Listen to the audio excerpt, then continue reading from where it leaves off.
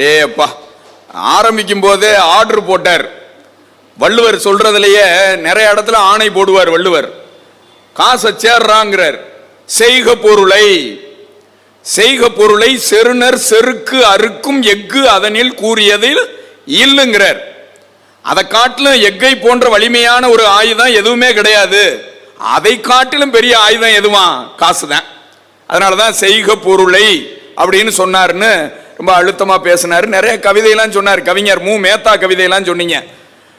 இந்த காசு இல்லாத குடும்பத்தில் பொம்பளை பிள்ளைய படுற கஷ்டத்தை மேத்தா தான் எழுதியிருப்பார். பூக்களிலே நானும் ஒரு பூவாக புறப்படுத்தேன், பூவாக புறப்படுத்தும் பூமாலையாகலையே, பூமாலையாகலையே ஒரு பொன்விரல்கள் தீண்டலையேன்னு எழுதியிருப்பார்.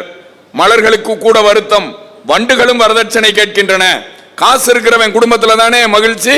கட்டின மனைவியே கஞ்சி ஊத்த மாட்டா. உனக்கு கல்யாணம் ஆகல, அதனால நீ சிரிச்சுக்கிட்டு இருக்க.